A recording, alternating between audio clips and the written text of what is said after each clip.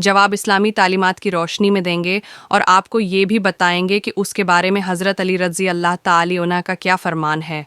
इस बारे में आपको आगे तफसील से बताया जाएगा। कहते हैं कि हज़रत अली रज़ी अल्लाह ताली अन्हु से एक औरत ने अपने घर की परेशानियां बयान की और फरमाया कि मुझे समझ नहीं आती कि हमारे घर हैं, मैं क्यों बेबरकती होती है।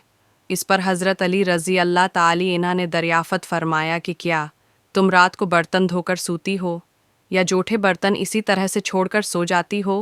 तो इस औरत ने कहा, मैं तो रात को बर्तन वैसे ही छोड़कर सो जाती हो। तो इस पर हज़रत अली रज़ी अल्लाह ताली अन्हु ने फरमाया कि तुम्हारे घर में परेशानियों और बेबरकती की वजह यही है, इसलिए रात को बर्तन साफ़ करके सोया करो। इस बात से मालूम हुआ कि रात को जूठे बर्तन नहीं छोड़ने चाहिए। और इस बारे में साइंस का भी ये कहना है कि अगर बर्तनों को ज़्यादा देर के लिए गंदा छोड़ दिया जाए तो उनमें नुकसानदह कस्म के बैक्टीरिया पैदा हो सकते हैं, जो कि मुख्तलिफ़ बीमारियों का सबब बन सकते हैं।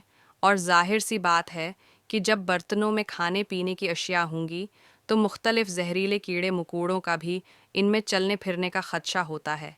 इसलिए बेहतर है कि रात के बर्तन रात को ही धो लिए जाएं।